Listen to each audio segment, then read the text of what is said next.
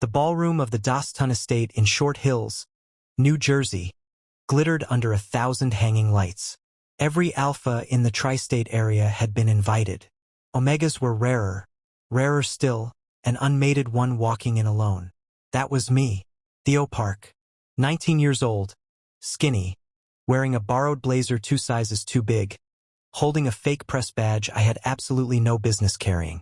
I was supposed to take photos for the local social magazine my cousin ran out of her apartment.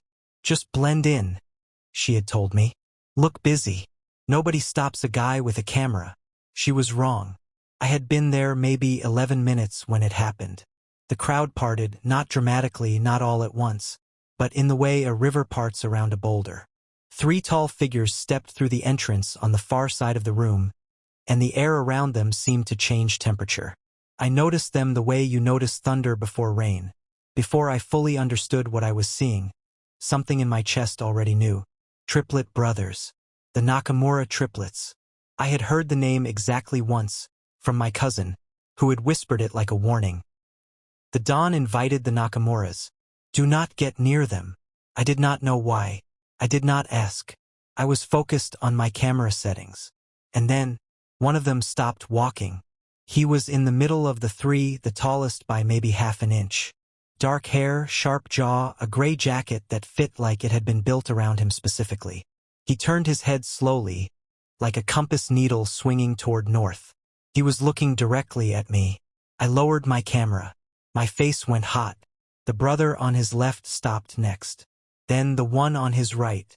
All 3 of them were looking at me now, across 60 feet of marble floor and 100 oblivious party guests. The middle one took a step toward me.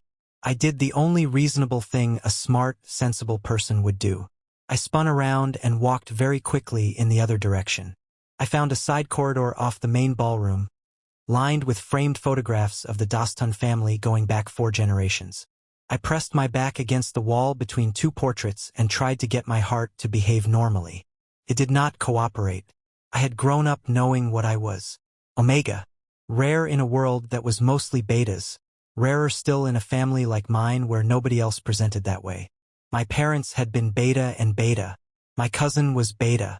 My whole school had been beta except for 2 alphas who were already mated to each other by junior year. I had read the books. I understood the biology. An unmated omega's scent, especially under stress, could. You're faster than you look. I spun around. The corridor was not empty. The middle brother was standing maybe 8 feet away, hands in his pockets, head tilted slightly. Up close, he was even more. I stopped that thought before it finished. I wasn't running, I said, which was a lie and we both knew it. You were walking very fast, he said.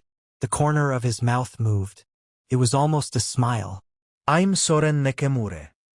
I know who you are, I said, which came out more defensively than I planned. Then you have an advantage. He took 1 step closer, just one, and then he stopped like he was being careful about it. You are? Press, I said, lifting my camera slightly. He looked at the camera, then back at me. The press badge is upside down. I looked down. It was, in fact, upside down. I had no response to that. Theo, I said finally. Theo Park. Something shifted in his expression. It was subtle, the way a still pond shifts when something moves beneath it. Theo, he repeated quietly, like he was filing it somewhere important. Footsteps came from behind him. The other 2 brothers appeared at the corridor entrance. The one on the left was slightly broader in the shoulders, with an expression that was harder to read, watchful, careful. The one on the right was a little leaner, and he was already looking at me with a kind of open, unguarded interest that made me want to step backward. This is Rio, Soren said, nodding left. And Haru. He nodded right. Rio gave me a slow, measured look. You ran. I walked quickly. From us specifically. From the general direction of... I gestured vaguely. Lots of people back there. Haru made a sound that was somewhere between a laugh and a breath. He's funny, he told his brothers, like I was not standing right there. I can hear you, I pointed out. I know, Haru said, smiling now. A full, unguarded smile that was genuinely startling on someone who looked like him. That was for you. I did not know what to do with any of this. These were the Nakamura triplets. Their father ran half of what moved through Newark. They were alpha, all three of them, which was itself almost unheard of. Triplet alphas from a single birth happened maybe once in a generation according to every biology textbook I had ever read, and every social structure guide said that triplet alpha bonds were complicated. Incomplete in a way. Each one connected to the others, but all three requiring. I cut that thought off too. I should get back, I said. I have photos to take. Your badge is still upside down, Rio said. It's a choice, I said. Editorial. This time even Rio smiled, just slightly, just at one corner. I made it back to the ballroom. I took 14 photographs, all of them blurry because my hands were doing something strange and unhelpful. My cousin would be furious. I tried to care about that. Across the room, through the crowd, I could see all three of them. Soren was talking to a silver-haired man I recognized as Don Dostun. Rio stood slightly apart from the group, scanning the room the way security does. Not with suspicion, but with habit. Haru was laughing at something an older woman was telling him, head bent toward her politely. Then Soren looked up, straight at me, again. I moved behind a tall floral arrangement. A hand appeared on my left shoulder. Gentle, not grabbing, just a light touch, and I jumped so hard I nearly dropped the camera. It was Rio. He had crossed the entire ballroom in the time it took me to look away. How? I started. You keep moving, he said quietly. It draws attention. I'm trying to avoid attention. I know. He let his hand fall. That's why I came over. The way you're moving, you're gonna catch Don Daston's eye, and he will absolutely make someone check your credentials. I looked down at my upside-down badge. Oh, I said. Turn the badge over, Rio said. Stand still. Drink something. Look like you belong here. He reached past me and plucked a glass of sparkling water from a passing tray and held it out. I took it. Why are you helping me? I asked. He was quiet for a moment. Not the kind of quiet that means someone is looking for an excuse.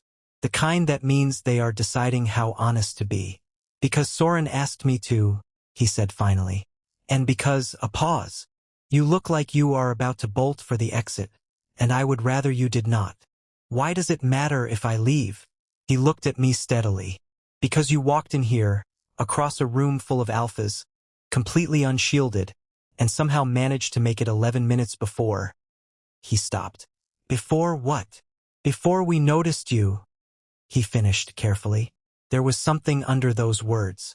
Something I was not sure I was ready to examine. Your scent, he said even more quietly now. Teo. An unmated Omega's scent in a room like this, you understand what that does. My face went hot again. I use a suppressant, I said stiffly. I applied it this morning. I know, Rio said. It's why you lasted 11 minutes instead of 2. A beat. It's wearing off. I stared at him. He looked completely calm, which was somehow more alarming than if he had looked urgent. You have maybe 30 minutes, he said. Before every alpha in this room figures out what we already know. And Don Dostun does not manage situations like this the way we would. What does that mean? It means, Rio said, that you should let us help you leave before it becomes a problem. I looked around the room. I looked at the crowd of people, the silk and the suits, the laughter and the clinking glasses. I looked at Don Dostun across the room, broad and silver-haired and watching everything. I looked back at Rio. I am not, I said carefully, going anywhere with 3 strangers. For strangers, Rio said. Haru's already by the side exit. He paused. We have a car. That is not reassuring. It has 4 seats, he offered. I pressed my fingers against my forehead. I came here to take photos of a party. I know, Rio said. He had this quality of speaking patient, level, like the ground under your feet on a windy day. And you still can. Tomorrow. When the suppressant situation is not actively developing.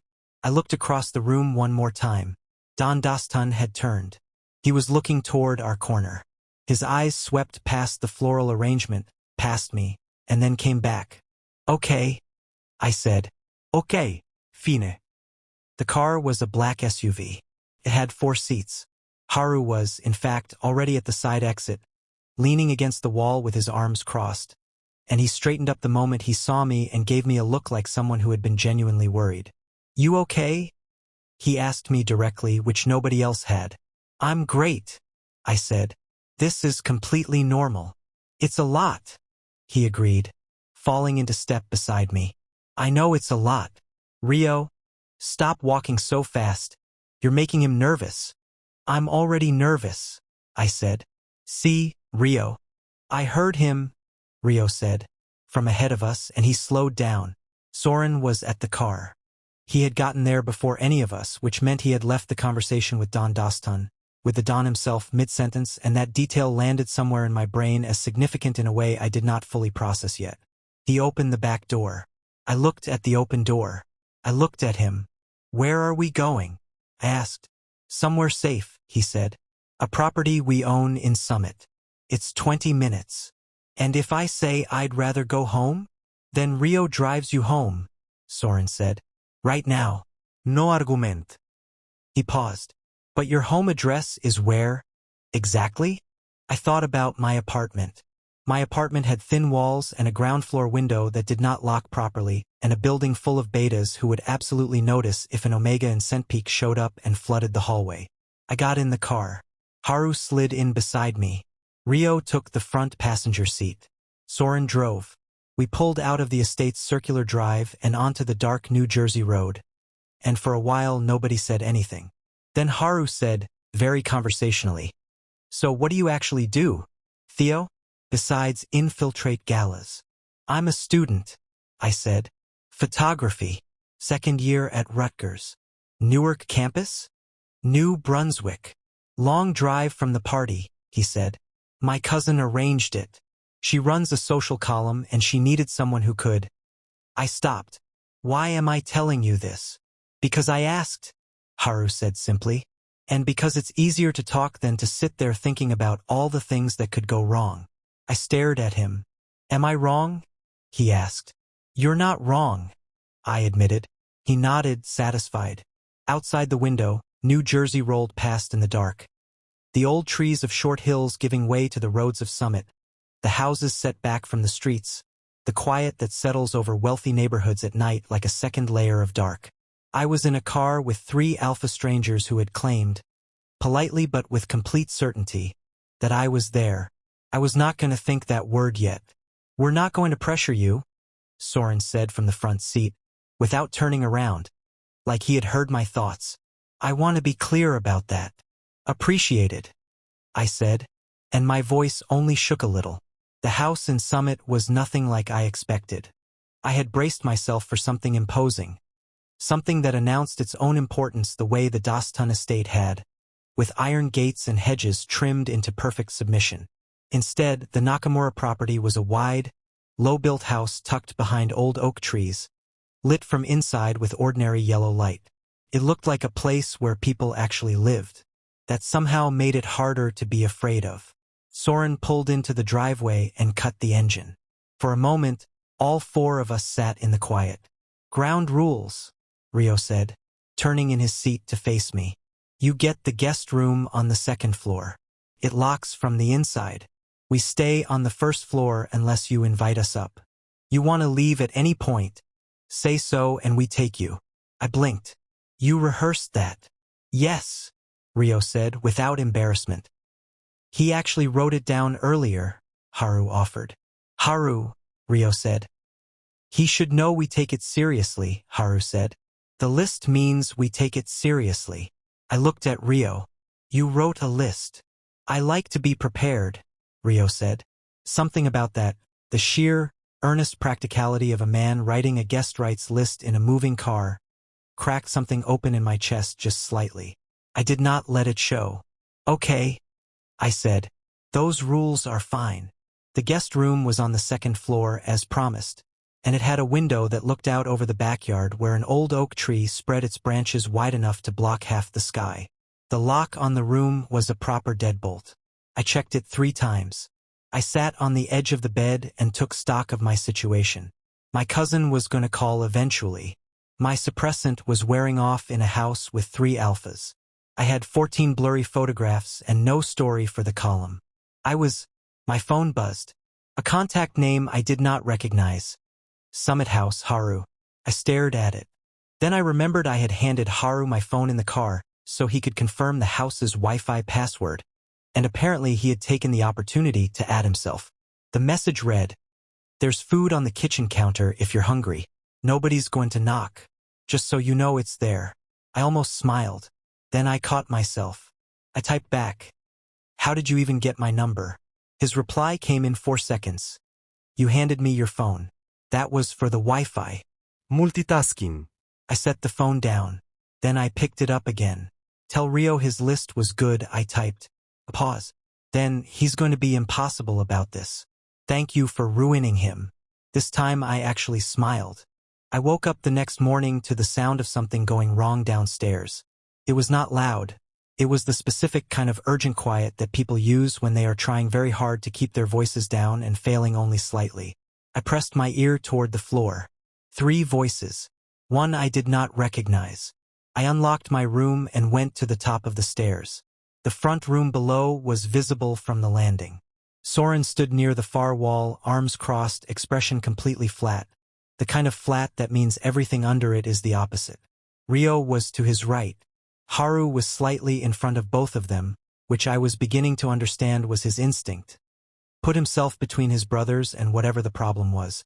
The problem was a man I had never seen before. He was maybe 50, heavy through the shoulders, wearing a jacket with the collar turned up. He had the kind of face that looked like it had been arranged into pleasantness a long time ago and had stopped being genuine about it. "Simply asking," he was saying in a voice that was almost reasonable, "whether the boy from last night is still here. Don Dastan noticed him leave with you. He wants to make sure there was no misunderstanding." "There was no misunderstanding," Soren said. "He left the event voluntarily. With 3 unmated alphas," the man said. "With people he chose to leave with," Haru said. His voice was level, but there was an edge in it I had not heard before. "That's not Dastan's business. The Don feels differently." The man's eyes moved upward, toward the stairs, toward me. I stepped back from the landing, but it was too late. He had already seen me. "There he is," the man said, in a tone that landed somewhere between satisfaction and threat. "Theo Park. Don Dastan would like to extend a personal invitation." "He declines," Soren said. "I think he should speak for himself." "He declines?" Soren said again, and something in his voice changed. Not louder, just deeper, final, the way a door sounds when a real lock engages. The man looked at Soren for a long moment. Something moved in his expression. Then he straightened his jacket. "The Don will remember this," he said. "Good," Rio said simply. The man left. The front room went quiet. All 3 brothers turned toward the stairs. I was standing on the landing, in yesterday's borrowed blazer and socks, having just watched 3 alphas decline on my behalf without asking me first. I should have been annoyed about that. I was working on being annoyed about it. "Sorry," Haru said before I could speak. "We should have woken you. That happened faster than we expected." "What does Dastan want?" I asked. The 3 of them exchanged a look. It was the kind of look that carries an entire conversation in about a second and a half. "Come downstairs," Soren said. "We'll explain." Sitting at the kitchen table, which was a normal table, the kind any family might have, with a scratch on one corner and mismatched chairs, I listened to what they told me. Don Dastan was old tradition. That was how Soren said it, carefully, like he was packaging something sharp. In old tradition circles, an unmated Omega at a social event was considered available, a resource, something to be negotiated, offered, placed. "He's going to find out your name," Rio said. "He already has it, probably. Theo Park, Rutgers student, photographer. That's not hard." "He can't actually do anything," I said. This is New Jersey. There are laws." "There are," Soren agreed. And Dastan works around laws the way water works around rocks. He's patient about it. I looked at my hands on the table. So what are you saying? Another three-way look. We're saying, Haru said carefully, that you have a situation, and we would like to help with it, if you want us to. That's it. That's the whole thing. Why? I asked. You don't know me. We know enough, Haru said. That's not an answer. Soren leaned forward slightly, elbows on the table. You walked into a room full of alphas alone. You were careful about it, the suppressant, the cover story. You had a plan. When things shifted, you made a fast decision and got yourself out. You didn't freeze, you didn't... He paused. You handled it. We noticed that. You noticed my scent, I said bluntly. Yes, Soren said, and he did not look away. We did. And I won't pretend that isn't part of it. But it is not all of it, or even most of it now. I stared at him. He held the eye contact without flinching. I need to think, I said. Take all the time you need, Rio said. And he stood and refilled his glass and went to look out the window with the deliberate casualness of someone giving another person space without leaving the room. I sat there. I thought about Don Daston's man and the way his eyes had moved up the stairs. I thought about Soren saying he declines like it was simply a fact. I thought about Rio's list. I thought about Haru texting me about food so I would know it was there without feeling watched. What exactly, I said slowly, does helping look like? It turned out that helping, in practical terms, looked like this. First, Rio called someone, a lawyer, from the sound of it, 2 minutes of clipped professional conversation, and arranged for a quiet flag on my name in the county system. Something that would require any formal inquiry about me to go through an extra layer that Daston's people would notice and possibly reconsider. Second, Haru drove to a pharmacy 12 minutes away and came back with a proper suppressant, the prescription strength kind that lasted 72 hours, and left it on the table without making it a production. Third, Soren sat across from me while I called my cousin to explain why I had 0 usable photographs and would be slightly delayed in returning, and when she escalated into what I can only describe as a sustained shriek, he kept a completely straight face through the whole thing, which was both unhelpful and somehow deeply steadying. She sounds energetic, he said when I hung up. She's been like that since we were 8, I said. I've developed a tolerance. She cares about you, he said. It was not a question. Yes, I said. He nodded like that was a piece of information he was storing carefully. I looked at him across the table. Can I ask you something? Yes. The 3 of you, how does this work? For you, I mean, because every biology text I've ever read says triplet alpha bonds are... I searched for the right word. Incomplete. On their own. Something moved across his face. He was quiet for a long moment. Yes, he said finally. That's accurate. Does it bother you? He considered the question like it deserved consideration. It used to, he said. When we were younger, we didn't understand what was missing. We just knew that something was. You grow up and you learn the word for it and it... He stopped. It becomes something you carry. And now, he said carefully, something happened at a gala in Short Hills that none of us were expecting. I looked at my hands. That's not... scent recognition is a biological response. It doesn't mean... I know what it doesn't mean, Soren said quietly. I'm not trying to make it mean more than it does. Not yet. Not before you've decided anything. A pause.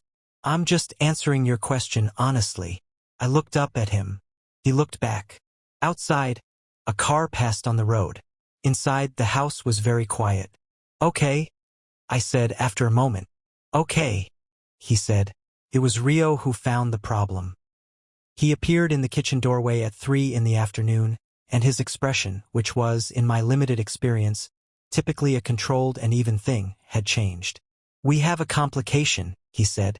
Soren looked up immediately. What kind? The photography column, Rio said. He looked at me. Theo, your cousin published something this morning. I went still. What did she publish? Rio turned his phone around. The headline read, Nakamura triplets spotted escorting mystery guest from Dastan event. Exclusive. Below it was a photograph. Grainy, taken from across the ballroom, of me standing by the floral arrangement with Rio beside me. Our faces were visible. My upside-down press badge was visible. My cousin had taken that photograph herself, from somewhere across the room, and published it before I had even called her. I stared at the screen. I started. The article doesn't name you, Rio said. Yet, but the comments are already running searches. I pressed my hands flat on the table. I'm going to call her, I said, and my voice came out very calm in the way voices do right before they stop being calm. Theo, Haru started. I'm going to call her, I said again, and I am going to be very clear with her, and then I am going to figure out how to fix this. I pushed back from the table. All three of them watched me stand up. None of them told me to calm down.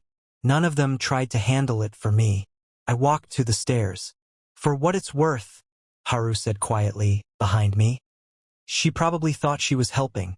I stopped on the second step. I know, I said. That's why I'm going up to call her instead of... I gestured. Whatever the other option is. That tracks, Haru said. And there was something in his voice, warm, careful, that made it hard to keep walking. I kept walking anyway. My cousin picked up on the first ring, which meant she had been waiting. Before you say anything, she started. You photographed me without telling me, I said.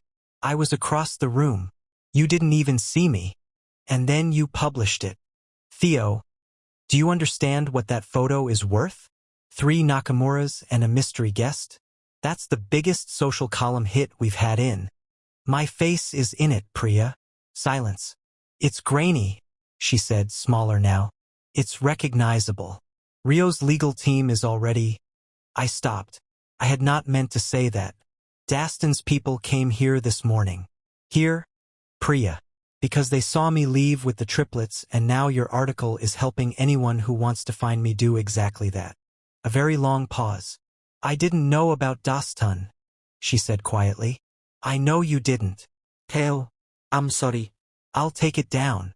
Taking it down doesn't erase the screenshots, I said. People already have it. What do you need me to do? I leaned against the wall of the guest room and looked at the ceiling. The oak tree outside the window shifted in the wind and threw moving shadows across everything. I need you to publish a correction, I said. Say the guest's identity was misread. Say it was a staffer from the Nakamura group. Something that makes my face less interesting. I can do that, she said immediately. I'll do it in the next hour. Theo, her voice dipped. Are you safe? I thought about Rio's list. I thought about the deadbolt on my door. Yes, I said. Are the triplets, are they? They're being decent, I said. Another pause. Decent how? Just decent, Priya. Genuinely. She made a sound I could not quite categorize. Okay, she said finally. Okay, I'll fix it. And Theo, I want to hear everything when you're home. You'll hear what I decide to tell you.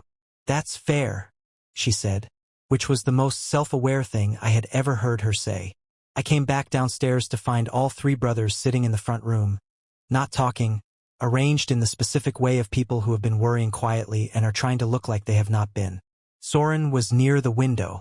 Rio had his laptop open but was staring past the screen. Haru was on the floor with his back against the sofa, legs stretched out, pretending to look at his phone. They all looked up when I appeared.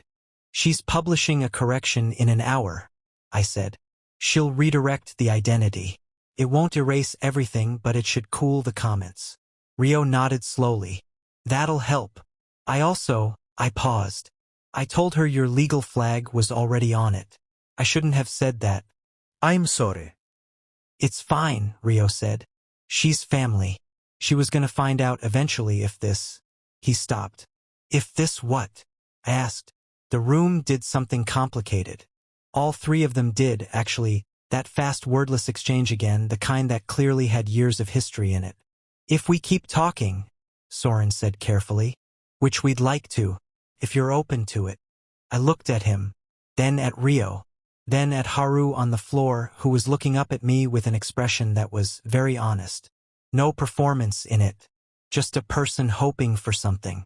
I don't know what I'm open to yet, I said. That's a fair answer, Haru said. I need something to do, I said. I can't just sit here thinking about it or I'll spiral. Is there anything? Can I take some photos? Of the house, the yard? For my own practice, not for the column. A small beat. Then Haru unfolded himself from the floor. I'll show you the backyard, he said. The backyard in afternoon light was genuinely beautiful. The old oak tree even larger from the ground. A low stone wall along the back edge. Late-season wildflowers pushing up along the fence line in orange and yellow clusters. I took actual good photographs for the first time all week. Haru sat on the stone wall and watched me work. He did not fill the silence with unnecessary noise, which I appreciated more than I expected. He just existed in the space, comfortable and quiet, occasionally watching a bird move through the branches. Can I ask you something? I said without lowering the camera. Sure. The three of you, do you ever disagree? About things? He laughed. A real one, quick and genuine. Constantly. About important things? Yes, he said. Rio thinks with his head first. Soren thinks with his instincts first. I'm usually stuck in the middle trying to figure out which one of them is right this time. A pause. It's exhausting and I love them completely. But yes, we disagree. What do you disagree about right now? He was quiet for a moment. Rio thinks we should give you more space. More time. Not push anything. He picked at the edge of the stone wall. Soren thinks time is something we might not have a lot of with Dostun in the picture, and that we should be honest with you faster rather than slower. What do you think? He looked at me directly. I think you're already smarter about this situation than either of them is giving you credit for. And I think whatever we tell you or don't tell you, you're going to reach your own conclusions on your own timeline, and that's going to be the thing that actually matters. I lowered the camera slowly. That's a very careful answer, I said. I'm a careful person, he said, and then grinned. About some things. The correction article went up 40 minutes later. Rio found it first and showed me the screen without comment. Priya had outdone herself. She had constructed an entirely plausible alternate narrative involving a Nakamura Group communication staffer who had apparently been causing quite a stir in Tri-County social circles. The photograph was the same, but now it was apparently someone else. Your cousin is creative, Rio said. She's terrifying, I agreed. But yes. The comments on the original post shifted within 20 minutes. The searches redirected. My face became someone else's face officially in the public record. I let out a breath I had been holding since morning. Okay, I said. Okay, that's better. It is, Rio said. He hesitated. Tao. Rio. Soren's voice came from the hallway. Someone's here. The way he said it made my stomach drop. The man at the front of the house was young. Maybe mid-20s, lean, with quick eyes that moved over everything including me in about half a second. He was wearing a delivery jacket that did not quite fit right and holding a small box. He was not a delivery person.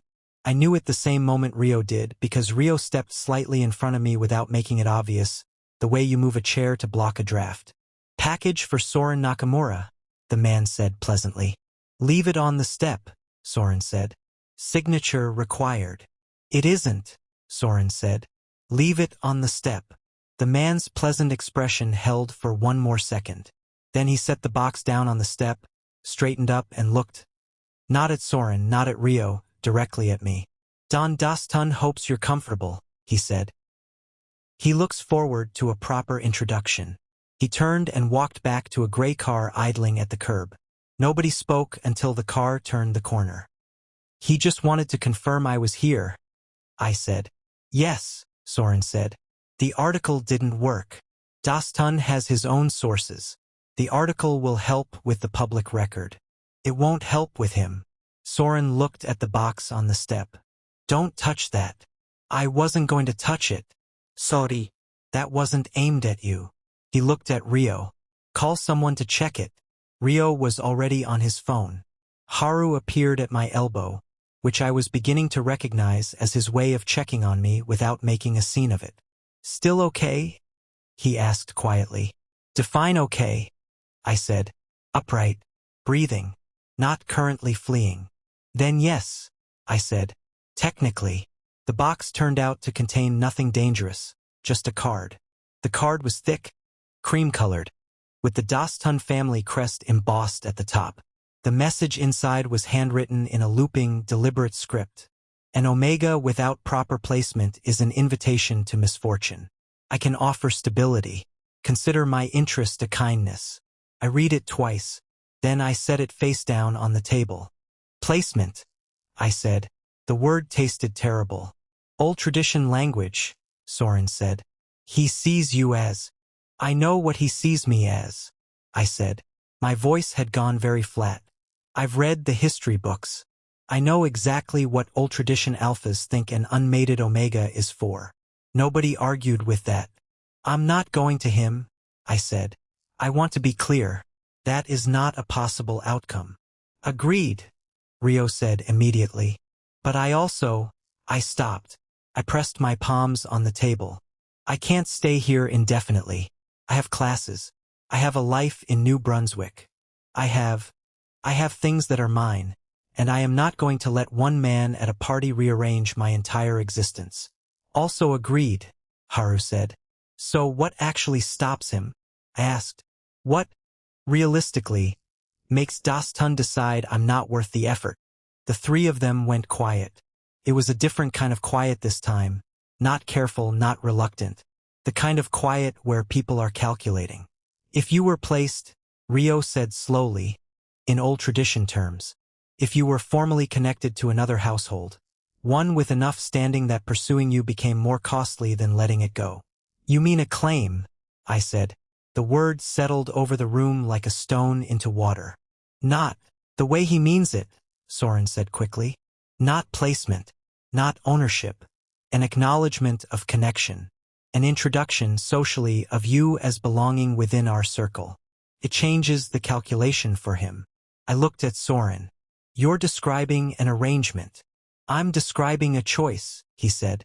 One that you would make, fully on your own terms, with the ability to end it whenever you wanted. For protection. For protection, he agreed. And he stopped. And, pressed. He met my eyes. And because none of us would be suggesting it if we didn't actually want it to be real. The room was very quiet again. I looked at all three of them in turn. Soren, steady and honest. Rio, braced for my answer like a man standing on a shore watching weather come in. Haru, watching me with that open, unguarded look he seemed constitutionally incapable of hiding. I need to sleep on it, I said. Of course, Soren said. And I need Rio to write another list. A beat of silence. Then Rio said, What kind of list? The kind that tells me exactly what this arrangement would and would not mean. In writing. Specific. Rio looked at me for a long moment. I can do that, he said. Tonight. Give me an hour. I nodded. I picked up the Dostun card from the table, walked to the recycling bin, and dropped it in. Good, I said. I'll be upstairs. Rio's list arrived under my door at exactly 9:47. Not slipped, placed. The paper was folded in thirds. My name written on the outside in small, precise handwriting. I picked it up from the floor and sat on the bed and unfolded it. It was 2 pages. The first page was titled, What This Would Mean. The bullet points were specific to the point of being almost funny. Formal introduction at one social event of my choosing, my name associated with the Nakamura household and county registry, the legal flag already in place extended and formalized, their families standing placed explicitly between me and any approach from Dostun or affiliated parties. At the bottom of the first page, in slightly different handwriting, looser, less controlled, someone had added a single line that had clearly not been part of the original draft. It read, Also we like you. That part is real. Ash. Rio had crossed it out with a single line but left it legible. Below Rio's cross-out, in a third handwriting, careful, deliberate. He's right though. I stared at that for a long moment. The second page was titled, What This Would Not Mean. It was longer than the first page. It said I owed them nothing beyond what I chose to give. It said I could withdraw from the arrangement at any point with 48 hours notice and the formal registry connection would be dissolved. It said my education, my living situation, my creative work, my relationships with family and friends. All of it remained entirely mine. It said no one in the Nakamura household would speak for me without my explicit instruction, except in active threat situations, and even then they would inform me immediately after. At the bottom of the second page, Rio had written a single closing line in his own hand. This is a document, not a trap. You can have your lawyer review it if you have one. If you don't, I know someone neutral. I folded the pages back up. I turned off the light. I lay in the dark and listened to the oak tree move outside and thought about every version of my life that did not include last night's gala, and tried to figure out which of those versions I actually wanted back. I fell asleep before I finished thinking. I came downstairs at 7 in the morning to find Soren alone in the kitchen, standing at the stove making eggs. He was still in yesterday's clothes, which told me he had either not slept or had barely slept, and the kitchen around him had the quality of a room where someone had been sitting alone with their thoughts for several hours. He heard me on the stairs and looked over his shoulder. "Morning," he said. "You didn't sleep," I said. "I slept a little." He turned back to the stove. "Eggs?" "Sure," I said and sat down at the table. We were quiet while he cooked. It was not uncomfortable. It was the kind of quiet that exists between people when they have already said the important things and are now just existing near each other, which is its own kind of conversation. He set a plate in front of me and sat across with his own. "I read the list," I said. "I know. I heard you pick it up. You were listening for it." "I was aware of it," he said. A small difference, but he seemed to feel it mattered. I pushed egg around my plate. "Haru annotated it." "I know. I told him not to. And then you annotated it anyway." He looked up from his plate. "I did." "Why?" He was quiet for a moment. Then, "Because Rio makes good lists. But lists are not everything. And I didn't want you to read two very careful, very correct pages and think that's the whole truth." "The whole truth being that you like me," I said. "Yes," he said without hesitating. "We do. All three of us. However this goes." I ate a bite of egg. It was good, simple, seasoned properly, the kind of food that someone makes when they actually know how to cook and are not trying to perform it. "I have a question," I said, "and I need you to answer it honestly even if the answer is complicated." "Okay. If Dostun wasn't in the picture," I started. "If last night had just been a party and I had just been a photographer who wandered in and you had noticed my scent and that was it, would you still be sitting here right now?" He put his fork down. He looked at me steadily. "Yes," he said. "We would have found a way to talk to you before you left. We would have," he paused. "Rio would have looked you up by your press badge and contacted the magazine, probably. Haru would have wanted to do it in person. I would have been thinking about it for 2 days before doing anything, which is my particular flaw. A beat. But yes, we would still be here." I looked at him across the table. I believed him. That was the part one had not expected, how much I simply, plainly believed him. "Okay," I said. "Okay?" he repeated. "I'm going to say yes to the arrangement," I said. "But I have conditions that aren't on the list." He straightened slightly. "Tell me." My conditions were 3. First, I went back to New Brunswick. Today. I returned to my classes, my apartment, my regular life, and the arrangement existed quietly in the background, not as something that interrupted my life, but as something that ran parallel to it. Soren agreed without hesitation. Second, I was introduced publicly as a photographer, not as anything else. If anyone in their social circle asked who I was, the answer was Theo Park, photographer. My secondary identity, my Omega status, was my information to share or not share on my own timeline. Soren agreed. Third, I wanted to meet their mother. He blinked at that one. "Our mother," he said. "Yes." "Why?" I folded my hands on the table. "Because I want to know what kind of family this is. Not the reputation, not the business, what kind of family. And that means I need to meet the person who raised the 3 of you." He was quiet for a long moment. Then he said, "She's going to love you." "I'll decide if that's a good thing after I meet her," I said. He almost smiled. Rio drove me back to New Brunswick that afternoon. Haru sat in the back with me because he had claimed he needed to return a book to a friend near campus, which I was about 90% certain was not true, but I did not push it. The drive took about 45 minutes and we spent most of it arguing comfortably about whether film photography had any practical advantages over digital in current working conditions, which was a topic I had strong opinions about and Haru turned out to have read extensively on despite having no formal training in it. You just like being right, I told him. I like knowing things, he said. Being right is a side effect. That's the most Rio thing you've ever said. Rio, from the front seat. I'm choosing to take that as a compliment. It was a neutral observation, I said, still taking it as a compliment. I laughed. It came out before I made any decision about it. Just appeared quick and real, the kind of laugh that happens when you are genuinely caught off guard by your own comfort. Rio looked in the rearview mirror briefly. He did not say anything, but something in his expression, just for a second, was the least controlled I had ever seen it. They dropped me at my building. Haru did not pretend about the book. He just said goodbye properly, with a directness that I was learning was its own kind of respect. Rio got out of the car and stood on the sidewalk while I retrieved my camera bag from the back. Theo, he said. I looked at him. The list, he said. The second page. The part about withdrawing. I want you to know that was...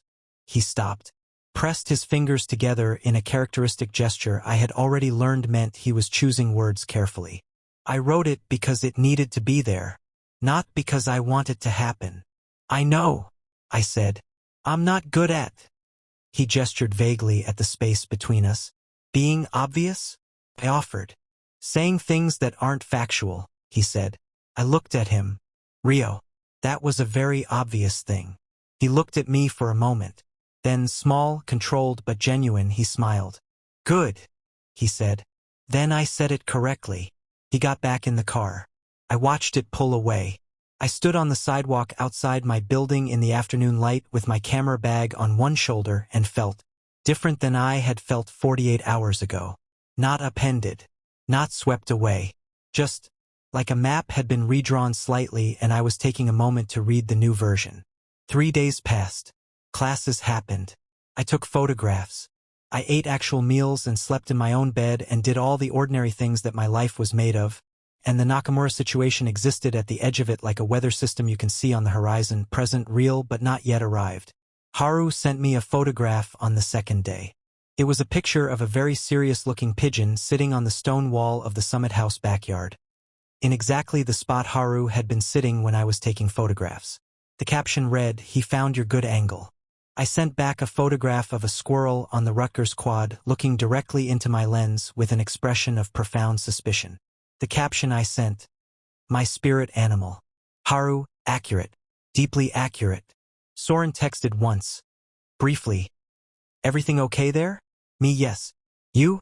Soren. Better than it was. I stared at that one for a while. Rio did not text. On the morning of the third day, a small package arrived at my building's front desk addressed to me. Inside was a 35mm lens filter that I had mentioned once in passing in the car that I had been meaning to buy for months. There was no note. I did not need a note. On the fourth day, Dostun made his next move. I was in the campus library, editing photographs on my laptop, when someone sat down across from me. I looked up. A woman, mid-40s, efficient posture, the kind of person who carries a tablet instead of a bag. Theo Park, she said pleasantly. I'm here on behalf of Don Dostun. He'd like to have a conversation. I closed my laptop halfway. How did you find me here? I asked. Class schedule is semi-public, she said. He just wants to talk, Theo. He can be very reasonable when people give him the chance. I'm going to need you to leave, I said. I think if you heard. I'm going to need you to leave, I said again, and my voice was steady, which surprised even me. And I'm going to need you to tell Don Dostun that I am formally and specifically represented by the Nakamura household, and that any further approach, in person, by courier, by anyone, will be treated as a deliberate provocation. She blinked. She had not expected that. The pleasantness in her expression shifted into something more calculating. The Nakamuras, she said. Yes. You're certain about that association? Completely, I said. She looked at me for a long moment. Then she stood, smoothed her jacket, and left without another word. I opened my laptop back up. My hands were shaking, just slightly. I typed a message to Soren. Dostun sent someone to campus. I handled it, told her about the association. Thought you should know. His reply came in 40 seconds. Are you all right? Me, yes. Shaky but fine. Soren, you did exactly right. I'm proud of you. I read that twice. I had not been expecting that particular combination of words. Not good job or well handled or even smart move. Just, I'm proud of you, simple and direct. Like it was the most natural thing to say. I saved the message. I was not going to examine why I saved it. I just did. Haru. 60 seconds later. Soren had clearly told him. Teo, that was incredible. Are you okay? Do you need us to come? Me, I'm fine. Definitely fine. Do not come, I have a 3 o'clock lecture. Haru. After the lecture? I looked at the message. Me, maybe. Haru sent back approximately 11 exclamation points, which I was certain he had been restraining himself from sending for 4 days. After the lecture, all 3 of them were parked outside the building. I came through the exit and stopped on the steps. The SUV was at the curb. Soren was leaning against the side of it with his arms crossed. Rio was standing a few feet away, apparently reading something on his phone, but he looked up the moment I appeared. Haru was sitting on the hood, which Rio clearly disapproved of, based on the expression he was directing at him, and he straightened up immediately when he saw me and waved like I might have missed 3 large people standing next to a large black car. I said maybe. I called out, descending the steps. We were in the area, Soren said. New Brunswick is not in the area of Summit. It's in the area of New Jersey, Haru offered. That covers a lot of ground, Haru. We wanted to see you, Rio said simply, from behind his phone. Then he put the phone away and looked at me directly. We wanted to see that you were okay. I stood on the bottom step and looked at all 3 of them. The late afternoon sun was going long and orange across the campus behind me. Students moved around us in both directions. It was a completely ordinary Thursday on a completely ordinary campus, except that 3 Alpha brothers had driven 45 minutes because someone had been sent to find me in a library and I had handled it alone and they had needed to see for themselves. Something in my chest shifted. It had been shifting for 4 days, slowly, the way ice shifts in early spring. Not dramatically, not all at once, but underneath at the structural level where the change is real before it's visible. I'm okay, I said. We know, Haru said. We still wanted to see it. I looked at him, then at Rio, then at Soren. There's a decent food truck near the quad, I said. If you're staying. Soren pushed off from the car. We're staying. We ate standing up near the edge of the quad as the sun dropped behind the buildings. The food truck served rice bowls and they were genuinely good, the kind of food that rewards people who are actually hungry rather than people performing an experience. Haru ate his in approximately 4 minutes and looked interested in more. Rio ate methodically and neatly and somehow finished at the same time as everyone else despite appearing to eat slowly. Soren ate like someone who had forgotten to be hungry until he started, which I suspected was a pattern. Your mother, I said between bites. When can I meet her? Soren looked up. You still want to? I said I wanted to. I meant it. Saturday, he said. If that works. She's been, he paused. She already knows about you. I lowered my fork. You told her. She asked, Rio said. We don't keep things from her. What did you tell her? The truth, Soren said. That we met someone at the Dostun Gala. That the situation was complicated. That we were. He looked at me steadily. Hoping. I absorbed that. What did she say? I asked. Haru grinned. She said, and I'm quoting directly, don't ruin it by being too much. Give the boy room to breathe. She sounds smart, I said. She's the smartest person we know, Rio said, and the way he said it, factual, immediate, not a performance of affection but the thing itself, made me believe it completely. Saturday arrived before I had fully prepared myself for it. Soren picked me up alone, which was its own kind of deliberate, giving me one of them at a time instead of all three at once, which I was beginning to understand was the way they managed their own intensity when they remembered to. Their mother's house was in Maplewood. Smaller than the Summit property, older, with a garden that had clearly been tended for decades and a front porch with 2 chairs worn smooth from long use. Her name was Yuki Nakamura, and she met us at the porch steps. She was smaller than I expected. Her sons had clearly gotten their height elsewhere, with gray threaded through her dark hair and the kind of eyes that do not miss things. She looked at me for a long moment without speaking. Then she said, "You look like someone who takes people at their word." "I try to," I said. "Good," she said. Come. "I made too much food on purpose, so you'd have to stay a while." I looked at Soren. He was trying very hard not to look pleased with himself. He failed completely. Yuki Nakamura's kitchen smelled like ginger and sesame and something slow-cooked that had clearly been going since morning. She moved through it the way people move through spaces they have owned for decades, without looking at anything, reaching for exactly what she needed, narrating nothing. She handed me a pair of chopsticks and pointed at a stool at the counter without asking whether I used chopsticks or whether I wanted to sit. It was not rude. It was the hospitality of someone who assumes you are capable until you tell her otherwise, which I found immediately comfortable. "Soren," she said, without turning around, "go check the garden. The back fence post has been leaning since Wednesday and you said you'd fix it." Soren looked at the fence through the window. It was visibly fine. "It looks," he started. "It's leaning," she said. "Go look properly." He looked at me. I looked at my chopsticks. He went outside. Yuki set a small dish of pickled vegetables on the counter in front of me and finally turned around and looked at me with her full attention, which was considerable. "He wanted to stay in the room," she said pleasantly, "in case you needed him." "I noticed," I said. "He's been like that since he was 4. She leaned against the opposite counter. "All 3 of them. They find something they care about and they position themselves between it and the rest of the world." She tilted her head.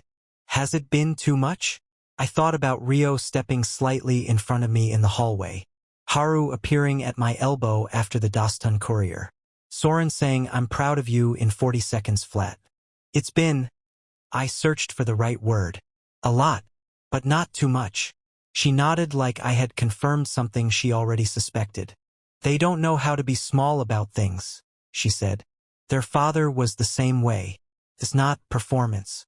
They genuinely feel at that volume and they don't know how to turn it down." A pause. "Most people find it overwhelming.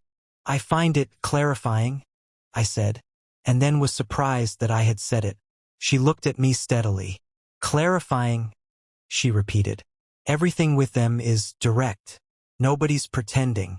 After 24 hours, I knew exactly where I stood and what they wanted and what they were and weren't willing to do about it. That's..." I turned the chopsticks over in my hands. "That's actually very rare." Yuki was quiet for a moment. Then she said, "I have been waiting a long time to hear someone describe my sons that way." Something in her voice. Not relief exactly, but adjacent to it. The particular exhale of a parent who has watched their children be misunderstood for years and is finally hearing a different story. "They've had trouble before," I said carefully. "With relationships. People find the triplet bond strange," she said. 3 alphas, always together, always connected. It reads as threatening to some people, suffocating to others. She reached for the pot on the stove and stirred something. Nobody ever considered that they might also be lonely. I sat with that word. Lonely. 3 people always in each other's orbit, never quite complete, carrying the specific ache of a bond that required a 4th point to close. I thought about what Soren had said at the kitchen table in Summit. It becomes something you carry. "Does the arrangement bother you?" I asked. "What they proposed." She set the spoon down and looked at me directly. "It would bother me if you'd agreed to it out of fear. It would bother me if they'd pressured you." A beat.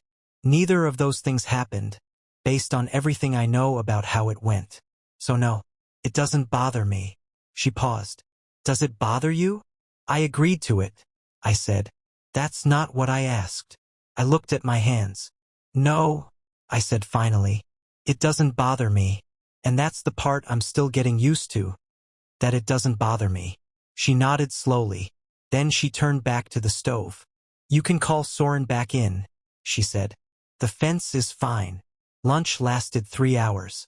Rio and Haru arrived midway through. They had apparently been at the Summit House and Yuki had texted them without mentioning it to anyone. And the kitchen expanded somehow to fit all of us, the way good kitchens do.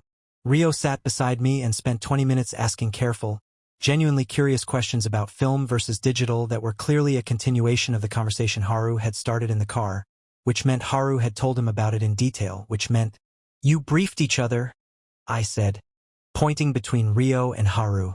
"We debrief after every interaction," Rio said, completely without embarrassment. "Every interaction?" "It's a system," Haru said.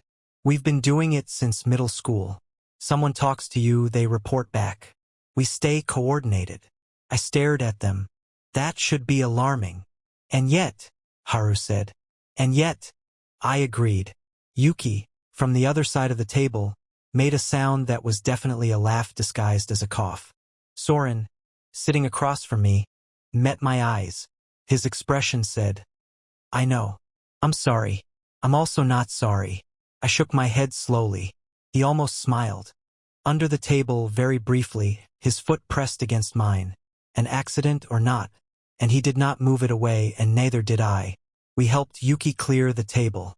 This was non-negotiable, she had not said so, but the look she gave Haru when he made a motion toward the door at the end of the meal was sufficient. All 3 brothers moved through the cleanup with practiced efficiency, which told me this was not a performance for my benefit but simply how things worked in this house. I dried dishes next to Rio. "The lens filter," I said, quietly enough that it did not carry. He kept his eyes on the dish he was washing. "The filter.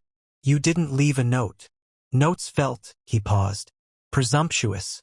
You'd mentioned it once. I just remembered." "You remember everything," I said. "Yes," he said. No apology for it, no deflection. "Is that why you're quiet?" I asked. "Because you're always listening?" He considered this. "Partly. Also because I learned early that Soren and Haru fill the space well enough and anything I add should be worthwhile." I thought about that. About a young Rio deciding his words were only valuable if they meant something, and holding everything else back, and how that was both a gift and a wall. "You don't have to earn a sentence with me," I said. "You can just talk." He went still for just a moment. Then he handed me another dish to dry and said, "Did you know the 35mm filter you needed works better in overcast conditions? New Jersey in October is going to be very good for the kind of low-contrast work you were doing in the backyard." "I did know that," I said. "Tell me what else you know about it." And he did. For the entire remaining time we stood at the sink, Rio talked, carefully at first, then with increasing momentum, about light conditions and lens optics and the particular quality of northeastern autumn that makes it different from any other region for outdoor photography. And it was wonderful, actually. We left Maplewood at 5 in the afternoon. Yuki walked us out to the porch and hugged each of her sons with the efficiency of someone who has done it 10,000 times. Firm, brief, real. Then she turned to me. She put both hands on my shoulders and looked at me squarely. "You're welcome in this house," she said. "Whenever you want. For any reason." A pause. "And if they ever become too much," she glanced at her sons, "you tell me directly. I have leverage they respond to." "She really does," Haru said seriously.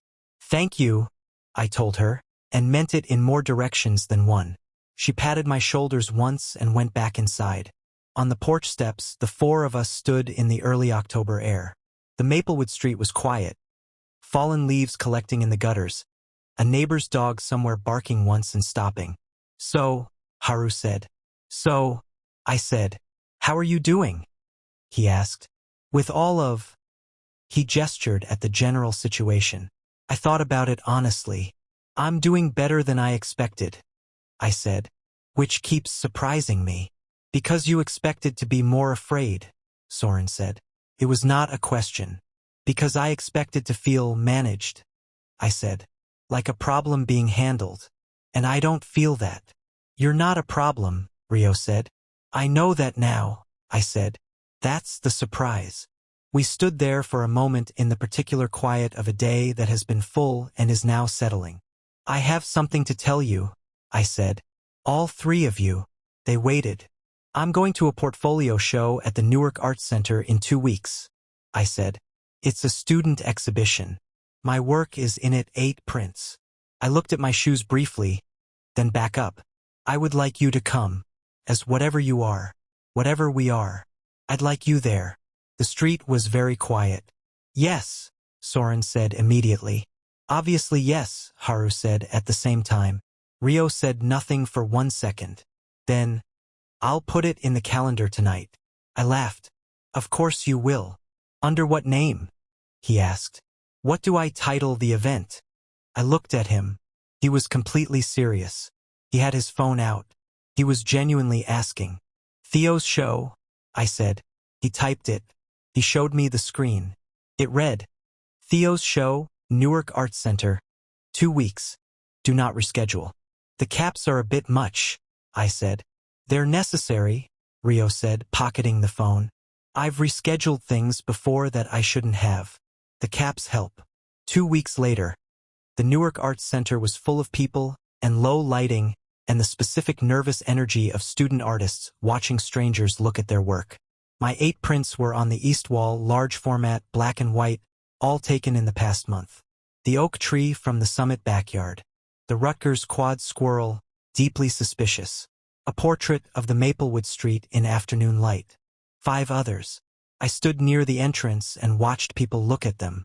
Soren found me first. He appeared at my side without announcement.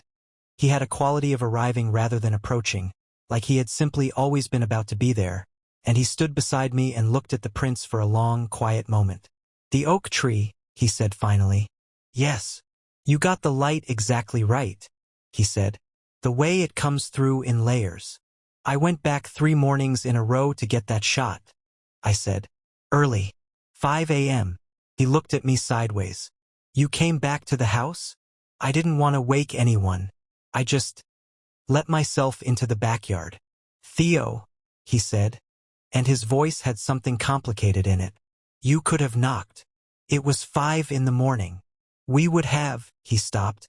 Next time, knock. Next time, I said. I'll knock. The word next time sat between us like something that had weight. Rio arrived with 2 glasses of sparkling water, one of which he handed me without comment, and stood on my other side.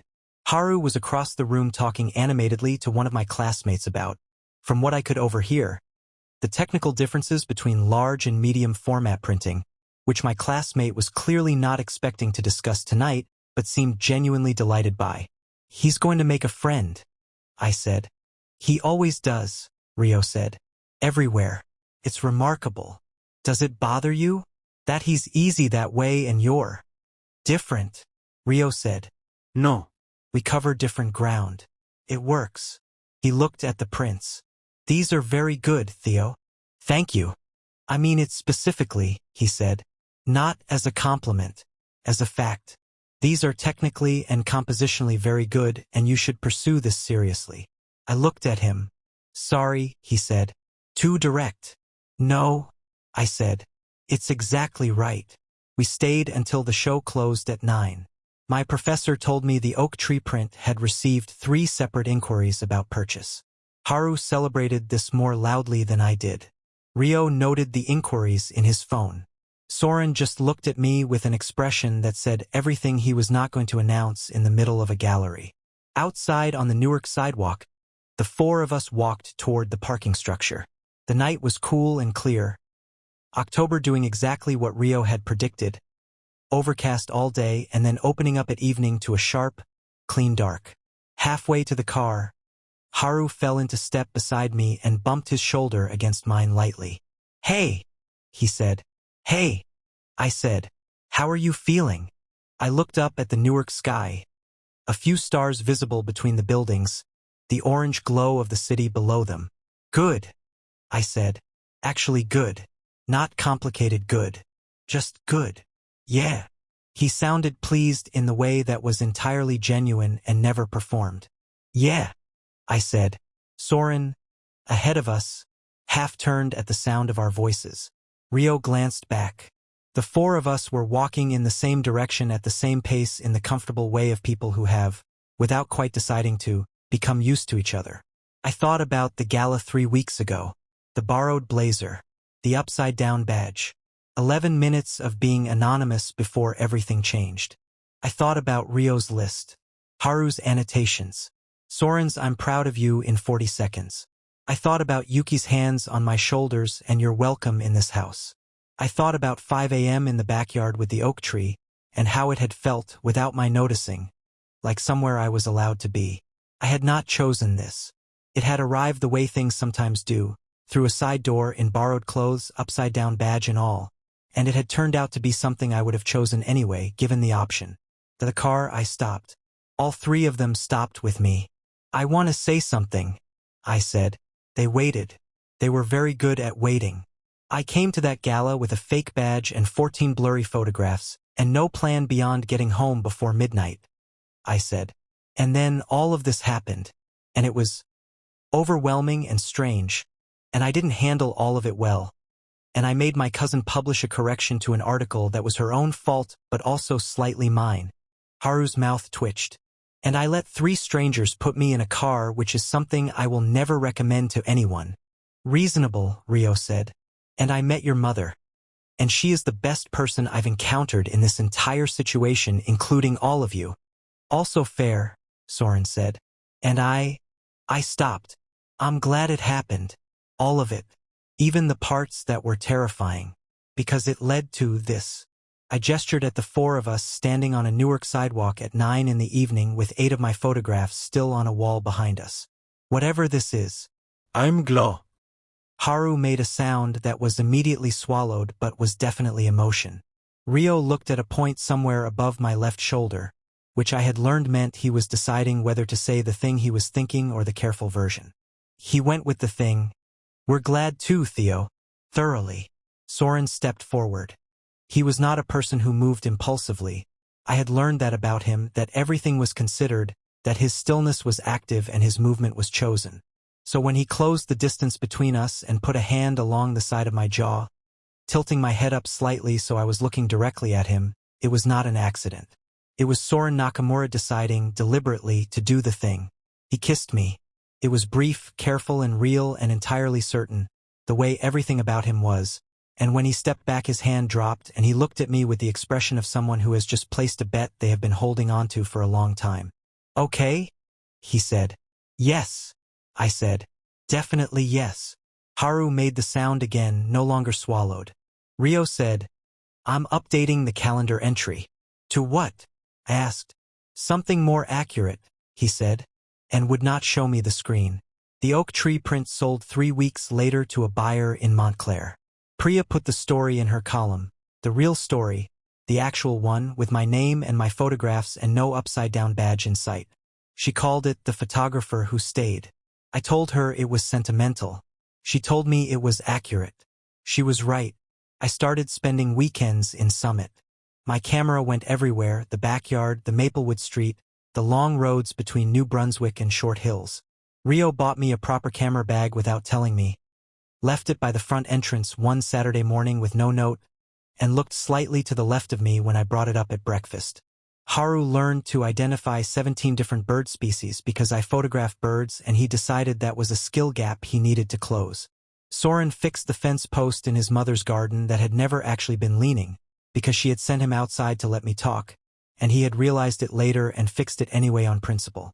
Don Dostun sent no further messages.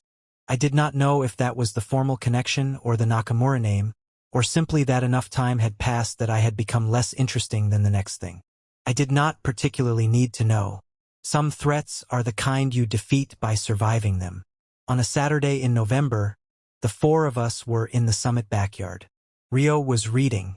Haru was lying in the grass watching clouds with the complete commitment of someone who has decided that is an entirely valid use of an afternoon. Soren was sitting near me while I framed a shot of the oak tree. Different now, November bare, its branches showing the architecture that summer hides. "What do you see in it?" Soren asked. "Every time. What do you keep going back for?" I looked through the viewfinder. "The structure," I said. "In summer it's all leaves. It's full and obvious. But now, I shifted the angle slightly. Now you can see how it actually works. The real shape. I pressed the shutter. It took losing all the easy stuff, I said, lowering the camera, to show what's actually holding everything up. Soren was quiet. Then, the way he said things when they mattered, that's a good way to see it. It's just what's there, I said. He looked at me. I looked back. In the grass, Haru pointed at a passing cloud and announced its shape to no one in particular. Rio told him the meteorological term for that cloud formation without looking up from his book. Haru told Rio that was not the point. Rio said he was aware. I lifted my camera and took a photograph of all three of them. Soren in profile, Haru pointing upward, Rio and his book, in the late November light of a New Jersey Saturday. The real shape of things. That was the one that would hang on my wall. That's the complete story of Theo, Soren, Rio, and Haru. A tale that proves the best things sometimes arrive through a side entrance wearing an upside-down badge. If this story made you smile, hit that like button and subscribe so you never miss a new upload, and drop a comment telling us which of the triplets you loved most. Team Soren, Team Rio, or Team Haru?